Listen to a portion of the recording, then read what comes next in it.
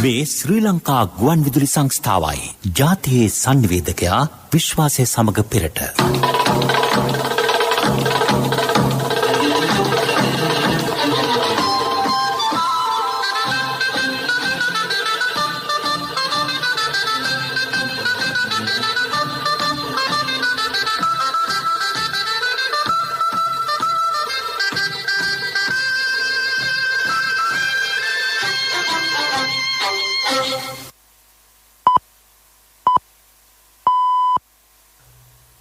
දොළහයි 45 මේ ශ්‍රී ලංකා ගුවන් විදුලි සංස්ථාවයි මෙන්න ප්‍රවෘත්ති සංස්කරණය ඉනුකා බ්‍රෝහිය ප්‍රකාශය භද්‍රජිත් සෞම්‍ය පාස්කු ප්‍රහාරයට වගකිව යුත්තේ යහපාලන රජයේ බව පාස්කු කොමිෂන් වාර්තාව තහවුරු කරයි. පාස්කු ප්‍රහාරයට සම්බන්ධ සංවිධාන 3ක් තහනම් ඇමති සරත් වීරසේකර පාර්ලිමේන්තුවේදී කියයි. මාතර වාණිජ්‍ය නගරයක් ලෙස දියුණු කිරීමට පියවර. අත්අඩංගුවට ගැනීමෙන් වැළකීමට හිරුනිකාගෙන් මෝසමාක්.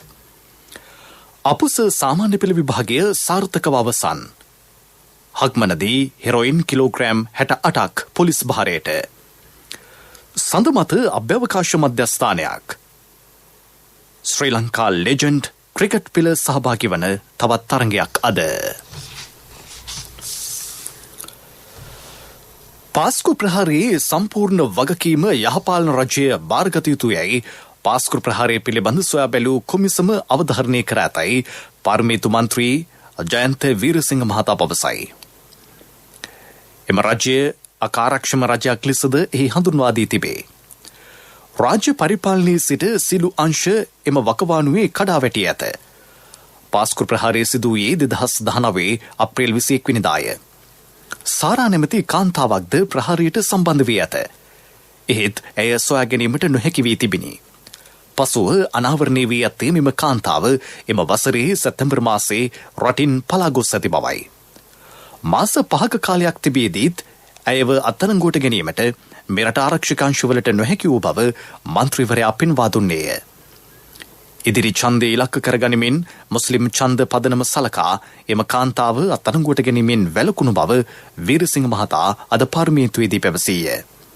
එහෙත් උදය ගම්මන්පිල වැනි එවක සිටි මන්ත්‍රීවරුන්ට බොරු නඩු පටලවා ඒ පිළිබඳ තොරතුරු ලබා ගැනීමට පොලිස් කණ්ඩායම් ඕස්ට්‍රේලියාවට පවා ගිය බව ඔහු සිහිපත් කළේය. මේ සේරොන්ටම වග කියන්න ඕනේ මේක සිද්ධ වෙන කාලේ බලේ හිටපු පසුගිය රජයයි. නිකම් බලේ හිටියා විතරක් නෙවෙයි ඒක වෙන්න ඉඩ දුන්නා. වුණාට පස්සේ පරීක්ෂණ කරන්න අවශ්‍ය පියවර ගත්තේ නැහැ. ඒකට සම්පූර්ණ වග කියන්න ඕනේ පහුගිය රජය. අද වෙන බෝඩ් ලෑල්ලක් ගහගෙන වෙන නමක් ගහගෙන සමගි ජනබලවේගය කියලා මේ ඇවිල්ලා වාඩි වුණාට මතක තියාගන්න ඕනේ එදා රජයේ හිටපු පිරිසයි ඔය ඉන්නේ. පාස්කු ප්‍රහාරය සම්බන්ධයෙන් 676 දෙනෙකු අත්අඩංගුවට ගෙන ඇතැයි අමාත්‍ය සරත් වීරසේකර මහතා පාර්ලිමේන්තුවේදී අද පැවසීය. ඉන් 200 දෙනෙක් බන්ධනාගාරගත කර සිටිති. 66 දෙනෙකුගෙන් රැඳවුම් නියෝග මත ප්‍රශ්න කරමින් සිටින බව අමාත්‍යවරයා කීවේය. අප පිට නිදහස් කරන පුද්ගලයින්ගෙන්ද ප්‍රශ්න කෙරේ. ඊට අමතරව ප්‍රහාරයට සම්බන්ධ සංවිධාන 3ක් මේ වන විට තහනම් කර ඇතැයි සරත් වීරසේකර අමාත්‍යවරයා පැවසීය. පසුගිය රජය බුද්ධ්‍යංශ අකර්මණ්‍ය කිරීමේ ප්‍රතිඵලයක් ලෙස මෙම ප්‍රහාරය සිදු වූ බව අමාත්‍යවරයා පෙන්වා දුන්නේය. වර්තමාන රජයේ බලයට පත් වූ පසු ප්‍රහාරයට අවශ්‍ය පසුබිම ඍජුව සහ වක්‍රව නිර්මාණය කළ මෙරට ක්‍රියාත්මක වන අන්තවාදී සංවිධාන 11ක් හඳුනා ගැනීමෙන් එම සංවිධාන නුදුරේදීම තහනම් කිරීමට අපි කටයුතු කරනවා. පාසල් ගුරු අත්පොත්වල ඇතුළත්ව ඇති ඉස්ලාම් මූලධර්මවාදය සම්බන්ධ ඉගැන්වීම් ඇතුළත් පෙළපොත් නිවැරදි කිරීමට දැනටමත් පියවරගෙන තිබෙනවා. මෙහිදී පළවෙනි වසර සිට 13 වසර දක්වා ගුරු සහ පෙළපොත්වල අන්‍යාගම් වලට එරෙහිව නැගී සිටීම සඳහන් වන අතර ආගමික සහජීවනයට හානි වන ආකාරයෙන් වහාබි සහ සලෆි මූලධර්මවාදී ප්‍රතිපත්ති සූක්ෂම ලෙස ඇතුළත් කර තිබෙනවා. ඒවා විෂය නිර්දේශයන්ගෙන් ඉවත් කිරීමට දැනටමත් කටයුතු කරමින් සිටිනවා. පාර්ලිමේන්තු මන්ත්‍රී නිරෝෂන් පෙරේරා මහතා කතා කරමින් පාස්කු ප්‍රහාරයට වසර 2ක් ගත වී ඇතත් ඒ පිටුපස සිටි මහමුල කරු සොයා ගැනීමට තවම නොහැකි වී ඇතැයි කිවේය. සහරාන් සමග මෙම සිද්ධිය වැළලීමට ඉඩ දිය යුතු නැතැයි ඔහු පැවසීය. මේ ප්‍රහාරය පිළිබඳව සොයා බැලීම සඳහා ජනාධිපති කොමිසම දාලා මේ වෙනකොට මාස 16ක් වෙනවා. අපි එදා ඉඳලා මේ ප්‍රහාරය සම්බන්ධව සාධාරණයක් තමයි අපි ඉල්ලුවේ. කාඩිනල් තුමන්, කතෝලික රදගුරු මණ්ඩලය, කතෝලික ජනතාව, ඒ වගේම බෞද්ධ භික්ෂුන් වහන්සේලා ඇතුළු මේ රටේ සමස්ත සියලු දෙනාම ඉල්ලුවේ මේ සඳහා සාධාරණ පරීක්ෂණයක්, ඒ වගේම නීතිය ක්‍රියාත්මක කරන්න කියලා. මාතර නගරය වාණිජ හා සංචාරක නගරයක් ලෙස දියුණු කිරීමට පියවර ගැනේ. එහි පරිපාලන නගරයේ කොටවිල ප්‍රදේශයේ ස්ථාපිත කිරීමේ කටයුතු කඩිනම් කරන ලෙස අග්‍රාමාත්‍ය මහින්ද රාජපක්ෂ මහතා අදාළ නිලධාරීන්ට උපදෙස් දෙයි. මාතර නව නගරය අකුරැස්ස, දෙවිනුවර, දික්වැල්ල, කිරින්ද, පුහුල්වැල්ල, තිහගොඩ සහ වැලිගම නගරවල නාගරික සංවර්ධන අධිකාරිය ක්‍රියාත්මක කරන ව්‍යාපෘතිවල ගැටලු සාකච්ඡා කිරීම සඳහා පැවති සාකච්ඡාවකදී අග්‍රාමාත්‍යවරයා මේ බව සඳහන් කළේය. පාර්ලිමේන්තු කමිටු ශාලාවකදී එම සාකච්ඡාව ඊයේ පැවැත්විණි. පළාත් පාලන ආයතන 17ක් මාතර දිස්ත්‍රික්කයට අයත් වේ. ඉන් පළාත් පාලන ආයතන 7ක් මුල් කරගෙන නාගරික සංවර්ධන අධිකාරිය යටතේ 2021-2030 දක්වා සංවර්ධන සැලැස්මක් ක්‍රියාත්මකයි. ඒ යටතේ මාතර මහනගර සභාව, මාතර ප්‍රාදේශීය සභාව, වැලිගම නගර සභාව, ප්‍රාදේශීය සභාව, දෙවිනුවර, හක්මන හා මාලිම්බඩ ප්‍රාදේශීය සභා බල ප්‍රදේශ සංවර්ධනය කෙරේ. නිල්වලා ගංග දෙපස අනවසර ඉදිකිරීම් සංවර්ධනයට බාධාවක් බව එහිදී නිලධාරීහු පෙන්වා දුන්හ. පසුගිය ආණ්ඩුව සමයේ නවතා තිබූ මාතර දිස්ත්‍රික්කයේ සංවර්ධන ව්‍යාපෘති යළි ආරම්භ කරන ලෙස අග්‍රාමාත්‍යවරයා නාගරික සංවර්ධන අධිකාරියේ අධ්‍යක්ෂ ජෙනරාල්වරයාට උපදෙස් දුන්නේය. කොටවිල රෝහලේ අතරමඟ නවතා දමා ඇති ගොඩනැගිලිවල ඉදිකිරීම් වහාම ආරම්භ කරන ලෙසද එතුමා දැනුම් දුන්නේය. හිරුණිකා ප්‍රේමචන්ද්‍ර මහත්මිය අධිකරණයට මෝසමක් ඉදිරිපත් කරයි. ඇයව අත්අඩංගුවටගෙන අධිකරණයට ඉදිරිපත් කරන්නයි කොළඹ මහාධිකරණය අද වරෙන්තු නිකුත් කළේය. ඒ අනුව එම වරෙන්තුව ආපසු කැඳවන ලෙස ඉල්ලමින් මෙම මෝසම ගොනු කර තිබේ. 2015 වසරේ දෙසැම්බර් 21 වෙනිදා දෙමටගොඩ ප්‍රදේශයේදී ඩිෆෙන්ඩර් රථයකින් තරුණයෙකු පැහැරගෙන ගොස් අයුතු ලෙස සිරකර තබා පහර දුන් බවට හිරුණිකා ප්‍රේමචන්ද්‍ර මහත්මියට චෝදනා එල්ල වී තිබේ. එම මහත්මිය සහ ඇගේ ආධාරකරුවන් 8 දෙනෙකුට එරෙහිව පසුගිය යහපාලන රජයේ සමයේදී නීතිපතිවරයා නඩු පවරා තිබිණි. 2017 වසරේදී ආධාරකරුවෝ 8 දෙනා අධිකරණය හමුවේ වරද පිළිගත්හ. ඒ අනුව ඔවුන්ට වසර 12කට අත්හිටපු වසර 2 බැගින් බරපතල වැඩ සහිත සිරදඩුවම් සහ දඩ නියම කෙරෙන. හිරුණිකා ප්‍රේමචන්ද්‍ර මහත්මිය වරද පිළි නොගැනීම හේතුවෙන් ඇයට එරෙහිව නඩු විභාගයක් පැවැත්වේ. මේ ප්‍රවෘත්ති ශ්‍රී ලංකා ගුවන්විදුලි සංස්ථාවෙන්. People's Bank Digital Banking නියම නිදහසකට.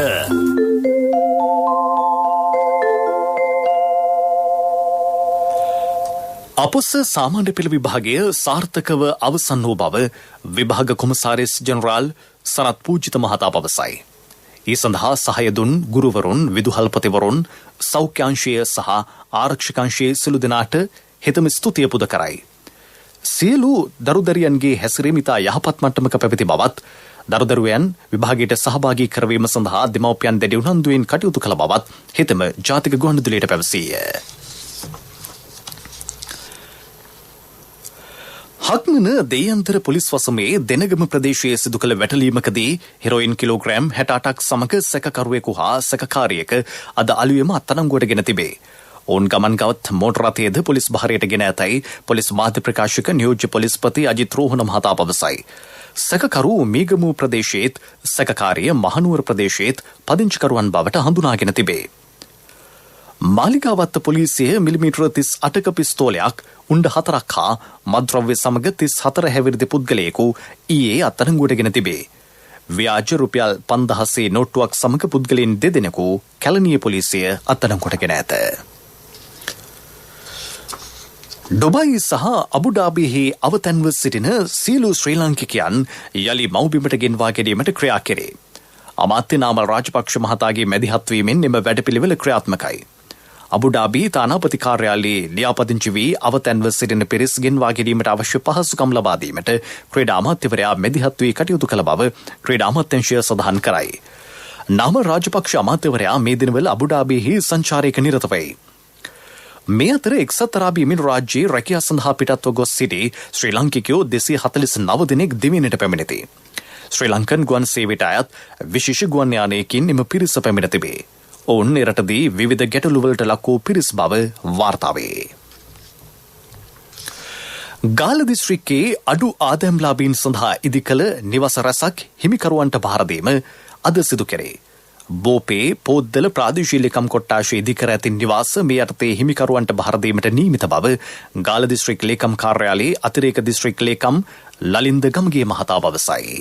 ප්‍රතිලාභීන් සඳහා ලක්ෂ 6 නිවාස 20කුත් එවැගේම ලක්ෂ 2 බැගින් වූ නිවාස 133කුත් දිස්ත්‍රික්කයේ මේ වෙන විට ඉදිමින් පවතිනවා. යනු අද දවසේ ගරු රමේෂ් පත්‍ර නමස්තුමාගේ අතින් අද පොද්දල ප්‍රාදේශීය කොට්ටාශයේ නිවාස 3ක් ජනතා ඉදිරියට පැවරෙනවා. ඉදිරියේදී සියලු නිවාස ජනතා ඉදිරියට පත් කරන්න බලාපොරොත්තු වෙනවා. ප්‍රාදේශීය කොට්ටාශවල අඩු ආදායම්ලාභී පවුල්වල ජනතාව ප්‍රාදේශීය ලේකම්වරු හරහා තෝරගෙන මේ ව්‍යාපෘති අඛණ්ඩව ක්‍රියාත්මක වෙනවා.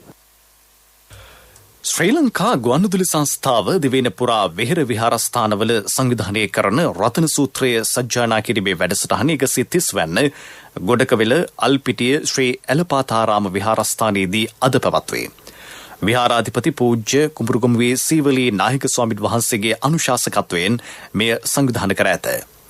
පසුරු 6:30 සිට වෙළඳ හා සිටි FM සේවාව ඔස්සේ රතන සූත්‍ර සජ්ජායනය සජීවීව ප්‍රචාරය කෙරේ. මිනුවන්ගොඩ ප්‍රදේශයේ කළ සෝදිසි මෙහෙයුමකදී තීරුබදු නොගෙවූ විදේශීය මත්පැන් ජාවාරම් කරන ස්ථානයක් වටලා රුපියල් ලක්ෂ 10ක් වටිනා විදේශීය මත්පැන් තොගයක් සමග සැකකරුවෙකු අත්අඩංගුවට ගෙන තිබේ. කොළඹ විශේෂ මෙහෙයුම් ඒකකයේ නිලධාරීන් ඊයේ මෙම සැකකරු අත්අඩංගුවට ගෙන තිබේ. මත්පැන් මිලිලීටර 97000ක් එහි තිබූ බව කොළඹ සුරාබදු විශේෂ මෙහෙයුම් ඒකකයේ අධිකාරී චන්න වීරක්කොඩි මහතා පවසයි. කලක් තිස්සේ මෙම ජාවාරම සිදු කර ඇති බවට සැකකරුවන්ගෙන් කළ ප්‍රශ්න කිරීම්වලදී හෙළි වී තිබේ. පාසල් ළමයින් සඳහා හඳුන්වා දුන් රටක් වටිනා පොතක් ව්‍යාපෘතියේ ග්‍රන්ථ රචනා කළ සියලු පාසල් දරුදරියන්ට සහතික පත්‍රයක් පිරිනැමීමට කටයුතු සූදානම් කර ඇතැයි ශ්‍රී ලංකා ජාතික පුස්තකාල හා ප්‍රලේඛන සේවා මණ්ඩලයේ සභාපති සොනාල ගුණවර්ධන මහතා පවසයි. තම ආයතනය හා අධ්‍යාපන අමාත්‍යාංශයේක්ව එම වැඩපිළිවෙල ක්‍රියාත්මක කරන බව හෙතෙම සඳහන් කරයි. ඉදිරි සති කිහිපයේදී කලාප අධ්‍යක්ෂවරුන් මගින් එම සහතිකපත් ලබා දීමට නියමිතයි. මීළඟට ප්‍රමුඛ පැනතුවත රෑදවල් වෙනසක් නැතුව People's Bank Self Banking Unit මගින් ගෙවීම් කර ඔබේ උකස්බඩු බේරා ගන්න. People's Bank Digital Banking සමග එක්වන්න. People's Bank Digital Banking නියම නිදහසකට. ප්‍රමුඛතම පුවත ඔබ වෙත ගෙනෙන්නේ සිද්ධාලේප ලක්ප්‍රියා. වතු කම්කරුවන්ගේ දෛනික වැටුප රුපියල් 10 දක්වා ඉහළ නැංවීමේ ගැසට් නිවේදනය නිකුත් කරේ. පසුගිය 5 වෙනිදා සිට වළංගු වන පරිදි ක්‍රියාත්මකයි. අවම දෛනික වේතනය රුපියල් 900ක් වන අතර ඊට එක් කර ඇති අයවැය සහන දීමනාව රුපියල් 100කි. දෛනික වැටුප ඉහළ නංවන ලෙස වතු ප්‍රජාවගෙන් ඉදිරිපත් වූ ඉල්ලීම් සැලකිල්ලටගෙන රජය මෙම පියවරගෙන තිබේ. ප්‍රමුඛතම පුවත ඔබ වෙත ගෙන ආවේ සිද්ධාලේප ලක්ප්‍රියා. ශක්ති හඬ අවධානය පිණිසයි. ගාල්ල දිස්ත්‍රික්කයේ තරුණ බෞද්ධ සමිති මගින් පාලනය වන වැඩිහිටි නිවාස සඳහා අදාළ දීමනා නිසි පරිදි නොලැබෙන බවට තොරතුරු ලැබී ඇතැයි දිස්ත්‍රික් ලේකම් සෝමරත්න විධානපතිරණ මහතා පවසයි. ඒ පිළිබඳ වහාම සොයා බලන ලෙස දකුණු පළාත් පරිවාස සහ සමාජ සේවා කොමසාරිස් මහේෂ් කරුණානායක මහතාට දැනුම් දුන් බව හිතම කියයි. මේ අතර දකුණු පළාතේ වැඩිහිටි නිවාස සහ ළමා නිවාස සඳහා නියමිත පරිදි ආහාර පාන නොලැබෙන බව වාර්තා වේ. පවතින කොරෝනා තත්ත්වයේ හේතුවෙන් දකුණු පළාත් පරිවාස සහ සමාජ සේවා දෙපාර්තමේන්තුව නිකුත් කර ඇති චක්‍රලේඛයක් මෙම තත්ත්වයට හේතු වී තිබේ. ආහාර පාන රැගෙනෙන පුද්ගලයන්ට මෙම නිවාස තුළට ඇතුළු වීම තහනම් කරමින් ඒ නිකුත් කර තිබේ. ඒවා අදාළ නිවාසවල පාලක පාලිකාවන්ට පමණක් බාර දිය යුතුය. බොහෝ පිරිස් ඒ සඳහා කැමැත්තක් නොදැක්වීම නිසා නියමිත පරිදි ආහාර පාන නොලැබෙන බව වාර්තා වේ. ලෝක ප්‍රවෘත්ති අනුග්‍රහය People's Leasing ලීසින් විප්ලවයට ඔබත් එක්වන්න. කිසි දින නොලැබෙන අසම ලීසින් වාරික සමගින් අවම පොලියකට. විස්තර දැනගන්න ළඟම People's Leasing ශාඛාවකට පිවිසෙන්න. නැත්නම් කතා කරන්න 0112 206 People's Leasing විශ්වාසයේ ප්‍රමුඛයා.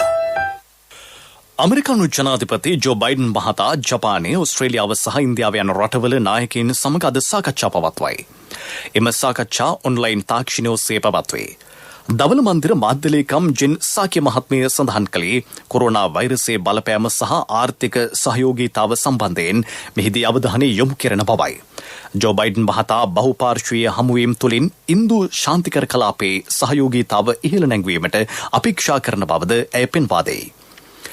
ජගත් ආරක්ෂක මණ්ඩලය මියන්මාරයේ වත්මන් තත්ත්වය පිළිබඳ ප්‍රකාශයක් නිකුත් කිරීමට සූදානමින් සිටින බව එක්සත් ජාතීන්ගේ ජපාන තානාපතිවරයා පවසයි.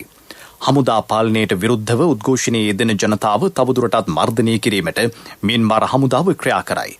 ජපාන තානාපති ඉෂිකනී කිමිහොරෝ පෙන්වා දෙන්නේ මියන්මාරයේ සම්බන්ධයෙන් සුදුසු ක්‍රියාමාර්ගයක් ගැනීමට මේ දක්වා ජගත් ආරක්ෂක මණ්ඩලයට නොහැකි වූ බවයි. සඳ මතුපිට අභ්‍යවකාශ මධ්‍යස්ථානයක් ඉදිකිරීමට සැලසුම් කර ඇතැයි චීනය සහ රුසියාව නිවයෝජනය කරයි. ඊට අදාළව රුසියාවේ රොස්කොස්මොස් අභ්‍යවකාශ ආයතනය සහ චීනයේ ජාතික අභ්‍යවකාශ පරිපාලනය එක්ව ගිවිසුම් කරත් සම්තිපා තිබේ. මෙම මධ්‍යස්ථානයේ පිහිටුවීම අරමුණ වන්නේ සඳ මතුපිට සහ කක්ෂයේ පර්යේෂණ සිදු කිරීමයි. මෙම මධ්‍යස්ථානයේ අනිකුත් රටවලට ප්‍රයෝජනයට ගත හැකි බව රුසියාව සහ චීනය පවසයි. People's Leasing ලීසින් විප්ලවයට ඔබත් එක්වන්න. කිසි දින නොලැබෙන අසම ලීසින් වාරික සමගින් අවම පොලියකට. විස්තර දැනගන්න ළඟම People's Leasing ශාඛාවකට පිවිසෙන්න. නැත්නම් කතා කරන්න 0112 206 People's Leasing විශ්වාසයේ ප්‍රමුඛයා. තිරසර සංවර්ධනයක පුවත් සම්පින්ඩනය සංවර්ධන පුවත් ඔබ වෙත ගෙනෙන්නේ CIV අවුරුදු සමගින් මාර්තු 1 වෙනිදා සිට මාර්තු 15 දක්වා සෑම බිල් පතකටම වටිනා තෑගි. අපේම තැනකින් අපේම දෙයක්. CIB. රටේ සියලුම ගොවිජන සේවා මධ්‍යස්ථාන නවීකරණය කරන බව රාජ්‍ය අමාත්‍ය ඩී.බී. හේරත් මහතා පවසයි. වයිඹ පළාතේ ගොවිජන සේවා මධ්‍යස්ථාන සංවර්ධනයට පමණක් රුපියල් මිලියන 800ක් වෙන් කර තිබේ. සෑම ගොවිජන සේවා මධ්‍යස්ථානයකටම නව ගොඩනැගිලි ඉදිකිරීම හා කාර්යාල උපකරණ ලබා දීමට ක්‍රියා කෙරේ. ට්‍රැක්ටර්, ගොයන් කැපීමේ යන්ත්‍ර, පස පරීක්ෂා කිරීමේ උපකරණ ඇතුළු කෘෂි යන්ත්‍රෝපකරණ සෑම මධ්‍යස්ථානයකටම ලබා දෙන බව හිතෙම සඳහන් කරයි. කුරුණෑගල දිස්ත්‍රික්කයේ ප්‍රදේශ රැසක ගොවිජන සේවා මධ්‍යස්ථාන නවීකරණය කිරීම ආරම්භ කරමින් රාජ්‍ය ඇමතිවරයා මේ බව කීවේය.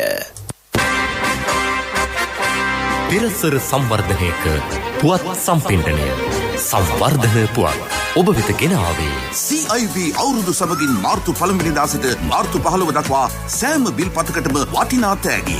අපේම තැනකින් අපේම දෙයක්. CIB. ක්‍රීඩා පුවත්. ඉන්දියාවේ රායිපූර්හි පවත්වන ලෙජන් ක්‍රිකට් තරඟාවලියේ ශ්‍රී ලංකා කණ්ඩායම සහ බංග්ලාදේශ කණ්ඩායම අතර තරඟය අද පැවැත්වේ. ඒ රාත්‍රී 7ට ආරම්භ වීමට නියමිතයි. ලකුණු 12ක් ලබා ගනිමින් ශ්‍රී ලංකා කණ්ඩායම ලකුණු සටහනේ දෙවනි ස්ථානයේ පසුවේ. ශ්‍රී ලංකා ලෙජන් කණ්ඩායම සහභාගී වන ප්‍රථම වටේ අවසන් තරඟය ලබන ඉරිදා එංගලන්ත කණ්ඩායම සමග පැවැත්වේ. ව්‍යාපාරික පුවත් ඔබ වෙත ගෙන එන්නේ 2021 වසරේ පළමු ශ්‍රේණියට ඇතුළු වන පුංචි හපනුන්ට ජාතික ඉදිරි කිරීමේ බැංකුවේ හපන් ගිණුමෙන් රුපියල් 1000ක තැන්පතුවක්. ඔබේ මුදලට සුරක්ෂිතම ස්ථානය ජාතික ඉදිරි කිරීමේ බැංකුව. SLT මොබිටෙල් සමාගම 2019 වාර්ෂික වාර්තාව වෙනුවෙන් අන්තර්ජාතික සම්මාන 3ක් දිනාගනී.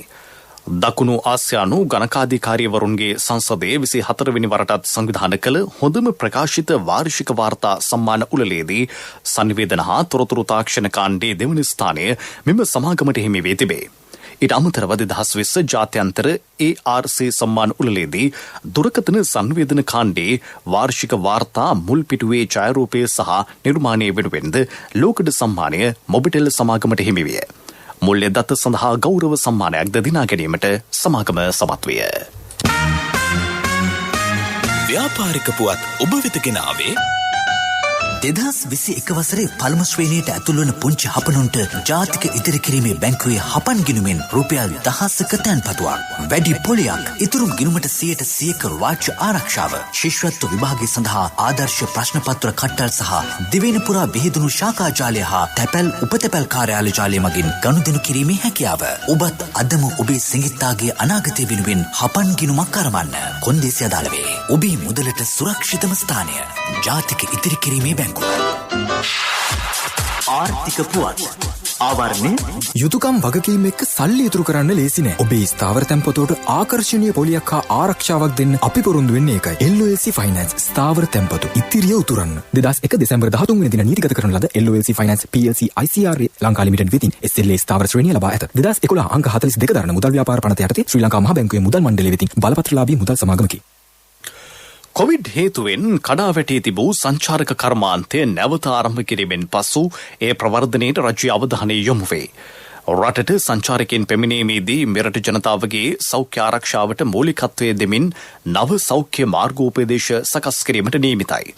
ඊට අදාළ සාකච්ඡාවක් ඇමති පවිත්‍රා වන්‍යාරච්චි මහත්මියගේ ප්‍රධානත්වයෙන් හා අමාත්‍ය ප්‍රසන්න රණතුංග මහතාගේ සහභාගීත්වයෙන් සෞඛ්‍ය අමාත්‍යාංශයේදී ඊයේ පැවැත්වින සංචාරක කර්මාන්තයේ ප්‍රවර්ධනය සඳහා වූ කරුණු 8ක් පිළිබඳ මෙහිදී අවධානය යොමු විය. කටුනායක ගුවන්තොටුපොළ යලි විවෘත කිරීමත් සමග මේ දක්වා සංචාරකයන් 6000ක් පමණ දෙවෙනිට පැමිණ තිබේ. මෙතන වැඩ කිරිගහට යන්න වගේලු. ඇත්තද මල්ලි? නැතුව ළමයිට උගන්වන්න, ගෙවල් හදන්න, ඉඩම් ගන්න. බිස්නස් කරන අයමත් ගොඩක් ඉනවලුනේ. ඔව්. අනිකෙන හැම කෙනාම දියුණු වෙනවනේ. අක්කලට නිසා කියන්නේ ත්‍රිවිල් එලෝපු මට වෑන් එකට පාර පෙන්නුවෙත් මෙතන ඉන්නේ. මේ තියෙන්නේ තැන. ඔබේ ඕනම අවශ්‍යතාවයකට සුදුසු මූල්‍ය විසඳුම් දෙන එන අය දියුණු වෙන අය එන LOLC සමූහය. එන්න දියුණු වෙන්න.